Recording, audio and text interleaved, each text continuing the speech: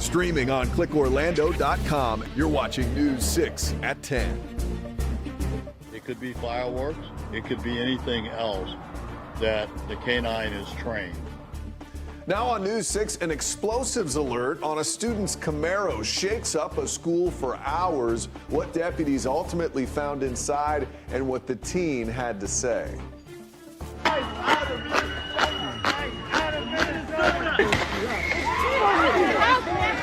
They're firing randomly.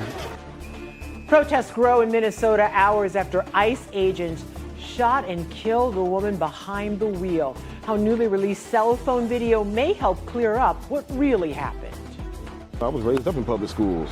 You know, when this comes to the diversity. His stepson's school is one of 7 on the chopping block in Orange County. If they do close, what comes next? We've uncovered new details why most won't stay empty for long. And a rivalry spills over from the campaign trail to the courtroom, why a local mayor is suing the woman who wants to replace him in office, claiming she's not qualified to lead his city. But we start now at 10 tonight with that explosive scare outside a local high school, one that kept kids from leaving campus today. Good evening, I'm Ginger Gadsden. Deputies received a tip about what they call modified fireworks. Yeah, I'm Matt Austin. Thanks for joining us tonight. The sheriff's office says a K-9 and bomb squad equipment both alerted on a student's Chevy Camaro in the parking lot of Matanzas High School. They were investigating 2 incidents involving explosives in 2 days, not at the school. News 6's Troy Campbell has new details on what they found in that car. The sheriff's office spent several hours here in the parking lot of Matanzas High School here in Flagler County. Ultimately, they did clear the scene after they say they collected evidence from inside that vehicle. It could be fireworks. It could be anything else that the canine is trained. Flagler County Sheriff Rick Staley says on Wednesday his deputies were alerted to the student Chevy Camaro in the parking lot of Matanzas High School at around noon.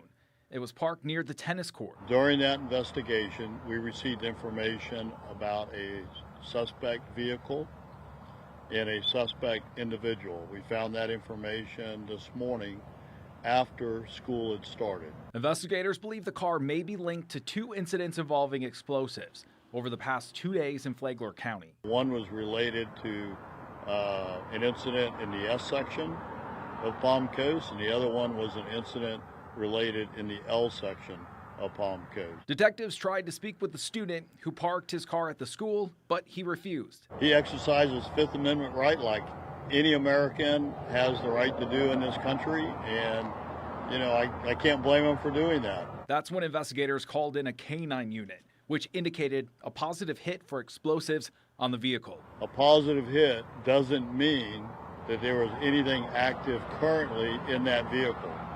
What it means is that at some point there was something, chemicals in that vehicle that an explosive detection K-9 would activate on. The bomb squad from St. Johns County then showed up, and the school was placed on a controlled hold. It had an impact on the rest of the day because we could not operate as normal, but we were able to keep the students in a safe location. Law enforcement also used X-ray technology. Ultimately, after several hours, the sheriff's office cleared the scene, and no active explosive device was found.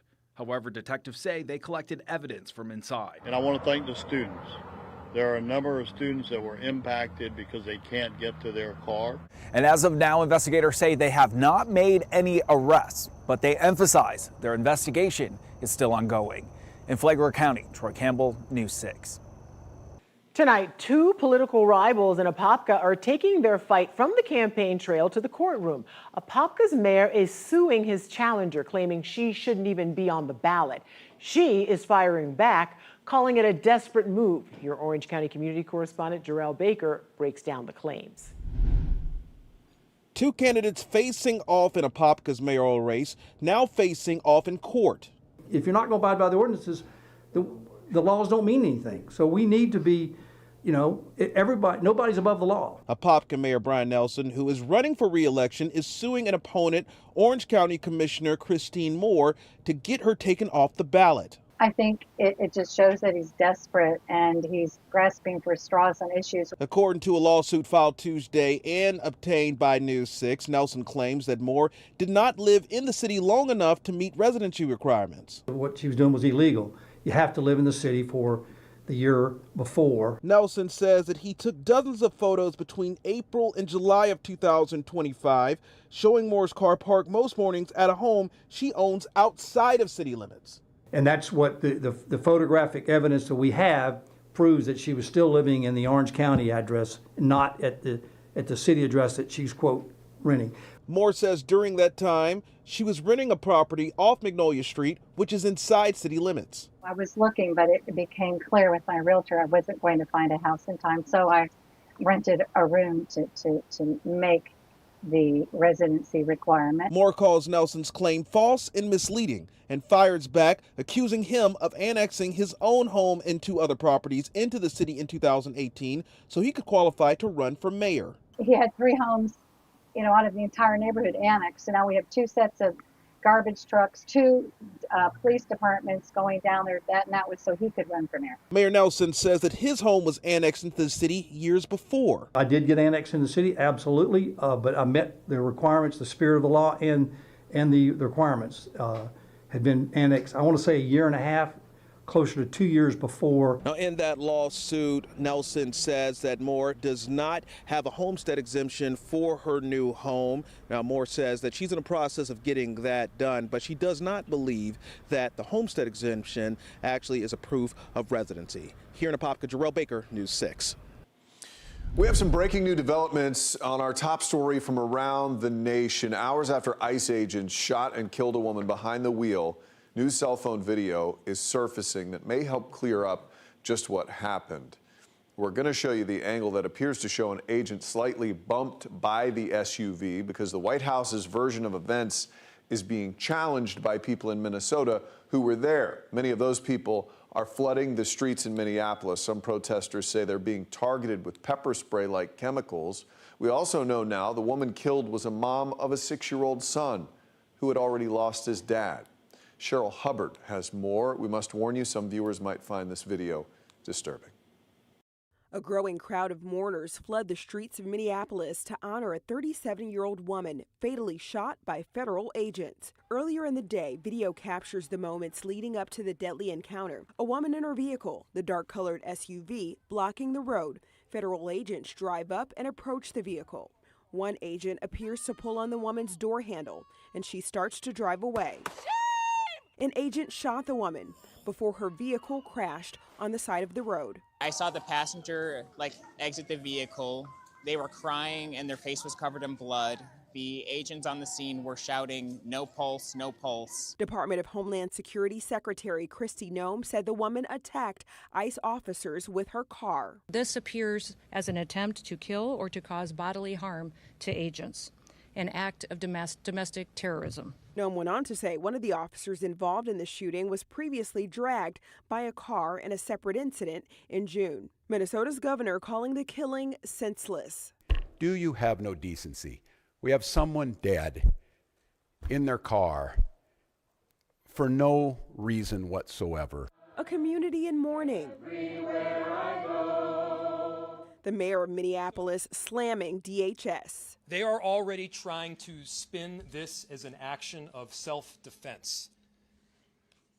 Having seen the video of myself, I want to tell everybody directly, that is bull. I'm Cheryl Hubbard reporting.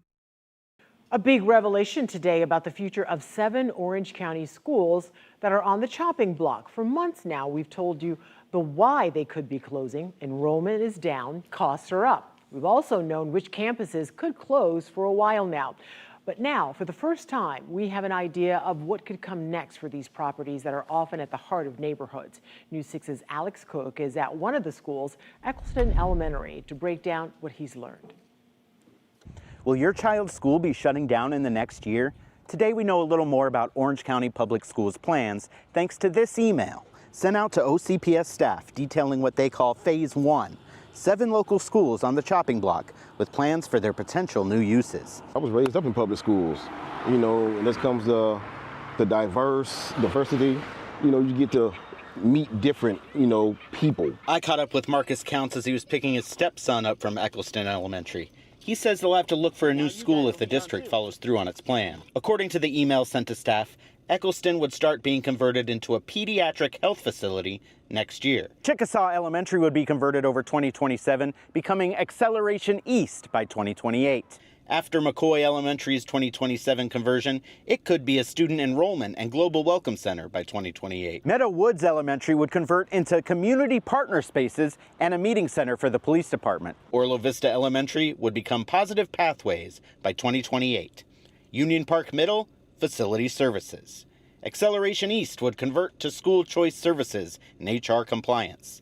And the current Positive Pathways campus would become Randall Academy warehouse space.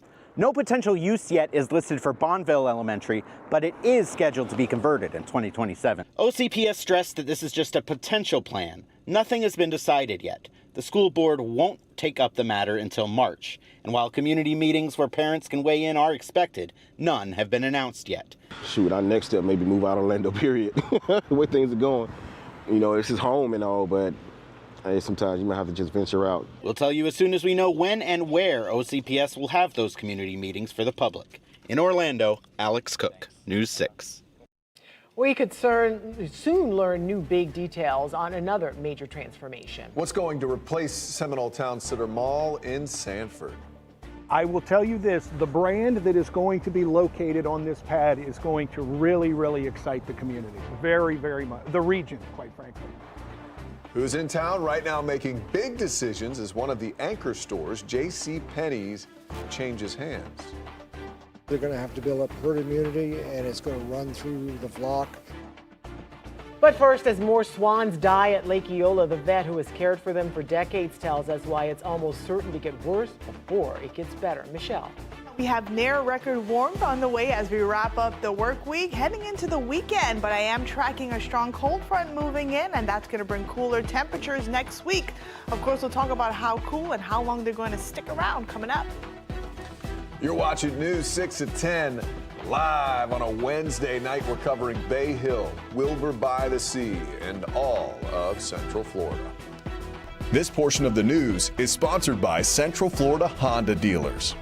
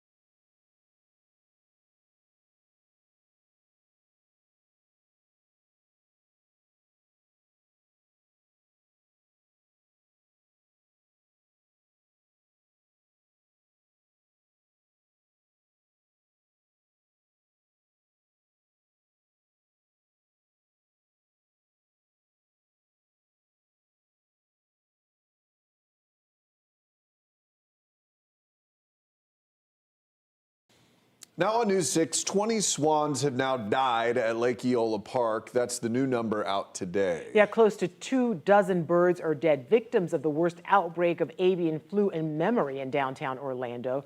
The lead vet who has cared for these swans for 2 decades says it will certainly get worse. Your Orange County community correspondent Jana Manahalal asked him why. Dr. Jeffrey Garner tells me that we are now up to 20 swans dead as of Tuesday. Earlier this morning, they took one in that was showing symptoms of bird flu. And as of right now, nearly 30% of the flock here at Lake Eola for those swans is now dead. Dr. Jeffrey Gardner is a veterinarian who has been caring for the Lake Eola swans for over 20 years. He says that this is not the first outbreak of bird flu, but it is the worst, and it will just have to run its course. They're going to have to build up herd immunity, and it's going to run through the flock, including the waterfowl that just live in the lake.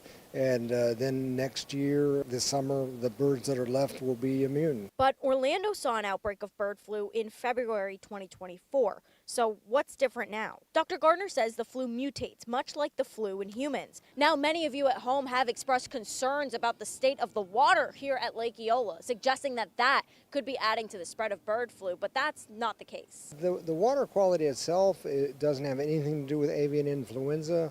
But what about the swans that are still in the water? And we are trying to mitigate the spread by using Bakelin powder, and that's an antiviral, kind of like Tamiflu in people.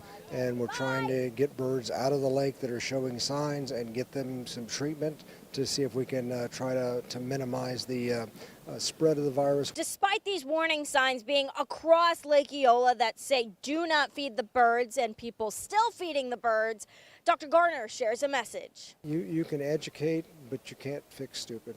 Now, we've been keeping you updated across social media as well, and a lot of you have suggested just taking the birds out of the lake entirely. However, Dr. Garner says that that's not an option as the birds have nowhere else to go. And the city does say they have a team monitoring the swans here at Lake Eola around the clock. At Lake Eola in Orange County, I'm your community correspondent, Jada Manahalal, News 6. The new year should kick off a near total transformation of what was once one of Central Florida's biggest and busiest malls. Tonight, we have confirmed one of the few stores left at Seminole Town Center, JCPenney's, has changed hands. And your community correspondent, Catherine Silver, learned developers are in town right now to make some big decisions. Most of the mall closed last year, but we know there are anchor stores like Elevate, Dick's Sporting Goods, Dillard's, and JCPenney that own their locations. Now we're learning that this department store has actually sold to the Arden companies, the same group that's the driving force behind the mall's next chapter. Did you hear the JCPenney was sold? Yes. Word is spreading fast about what's next for the Seminole Town Center. Margie DeRosa came to shop as soon as she heard JCPenney had been sold. Today I came to do a really fast look through to see what was on sale, what they still had. Do they have any signs in there that signal that a closure is coming? No, nothing said it was closing. It said this store is still open, but then they had 50%, 70%. While the $7 million sale is final, it's unclear when the store could join the list of shops in the larger mall property that moved out last year. The mall has been mostly empty since it shut its doors last spring and was purchased by the Arden companies. A representative tells me they have nothing else to share publicly just yet, but we do know some details about their plans already. What's just a sea of asphalt now is space for apartments, a hotel, and new retailers like Costco. Costco actually has their final public hearing tomorrow morning. They are expecting that store to open very late 26 or very early 27. Sanford's economic development director says 2026 will be transformational. I will tell you this, the brand that is going to be located on this pad is going to really, really excite the community. Very, very much. The region, quite frankly. Should there be announcements that are made soon? So more deals have been signed. Arden is actually in town today to start walking the site with the folks that have signed deals. A big day in the new year will be the mall's demolition date when the old Macy's will be torn down to make way for that Costco. I'm told that should happen sometime in March. That's also when we can expect to know more about who else could be moving in. In Seminole County, I'm Catherine Silver, News 6. Used to love a mall on a hot day. Because you get out of the, in the it's summer and mall in Florida? walkers, exactly. Yeah. And I'm not saying it's summer-like, but it's starting to feel late spring, early summer with Absolutely. this forecast, Michelle. Yeah, it was so warm today. Many of us saw upper 70s and lower 80s. It certainly doesn't feel like winter, but we're in Florida. It gets warm, but I am tracking a cold front on the way. That's going to bring those cooler temperatures to the region. But tonight, heading into tomorrow morning, once again, Many locations will be dealing with patchy dense fog, and it is going to get pretty thick in many spots. So just make sure you are being careful on that morning drive. As we head into Friday and Saturday, near record warmth is possible. And then next week, we're looking at a nice cool down on the way. So for today, we saw a high of 81 in Orlando, 78 in Daytona Beach, 77 in Palm Coast, 80 in Ocala, 82 in Cocoa Beach, and 81 in Melbourne.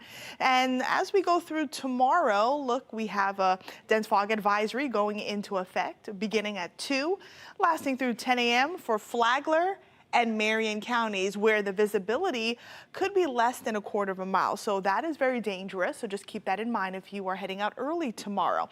Now, your planning forecast looking fantastic. Again, we'll be dealing with some patchy dense fog during the morning hours, some low-level clouds. But as we go through the rest of the morning, by 11, we'll see a few clouds here and there. We're in the lower 70s, things continuing to warm up in the upper 70s, lower 80s. As we go through the afternoon hours, dry, light winds under partly cloudy skies.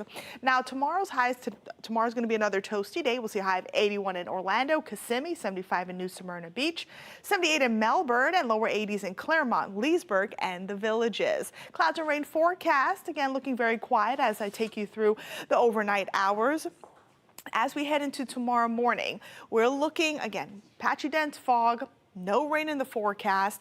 And as I fast forward things here, we're going to continue to see those clouds build as we go through the afternoon hours. So all in all, tomorrow is looking like another nice day, really feeling spring-like. And then tomorrow night looking pretty quiet. So let's go ahead and talk about the cooler weather on the way. It looks like there will be a dip in the jet stream here as we head into our Sunday. That is going to usher in a cold front. Behind that frontal boundary, colder air will begin to move into the region. And look at this.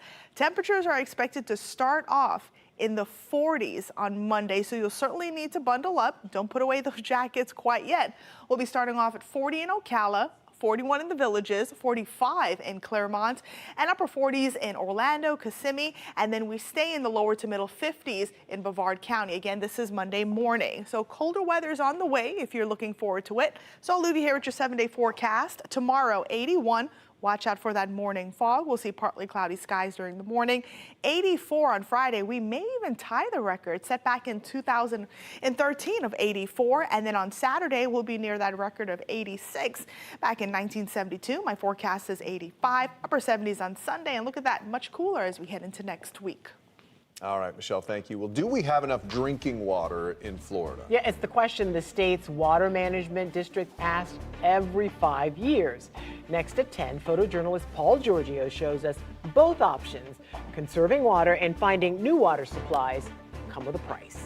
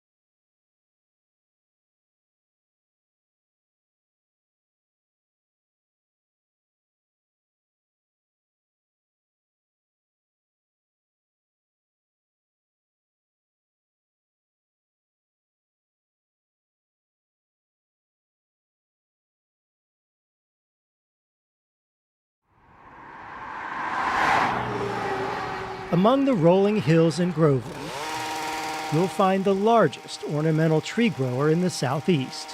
1,000 acres, 1 million trees and plants. These trees get shipped all the way as far north as New York and as far west as Texas. It's also an example of Florida's future relationship with water. You see here, every drop is meticulously managed. These are Magnolia grandiflora. Production manager Austin Spivey showed me around. One of the biggest water-saving devices? This is a really simple drip tubing. Could be found all around us. All it is a molded plastic spike. It has a downward trajectory that applies all the water to the root zone with very little to none overspraying the container. Saving water makes business sense, but it's also necessary according to this, the Central Florida Water Initiative. It's a 20-year plan for managing Florida's water resources. You see, when the aquifer below us gets stressed, the flow from our springs slow. Lake levels can drop and wetlands dry up. Here's the Cherry Lake Tree Farm. I sat down with Clay Coursey with the St. Johns River Water Management District. He helped explain the findings. We are pretty much at the sustainable limit of groundwater withdrawals from the upper Florida aquifer, so that we need to be looking to alternative water supplies in order to meet those future needs. He's talking about projects like this, the Taylor Creek Reservoir Improvement Project in eastern Orange and Osceola counties. When it's fully constructed, it will supply 54 million gallons of drinking water a day. It's one of 140 projects planned or under construction. The report makes it clear that without them, we could face a shortfall of 96 million gallons of water a day by 2045. Can we keep up this pace of growth and still provide people with their water that we need? Yes, we can keep up the pace of growth and provide the people with the water that they need, but it's going to be very costly to do that. The reservoir improvement is estimated to cost $700 million. But remember, it's only one of 140 projects identified. Conservation projects allowed Cherry Lake to cut their water usage by 40%. It's a model Coursey says we all should follow. If each one of us do a little bit in conserving water, what that does is that helps put off the need for these large-scale regional water supply projects, which are very expensive to implement. Paul Giorgio, News 6.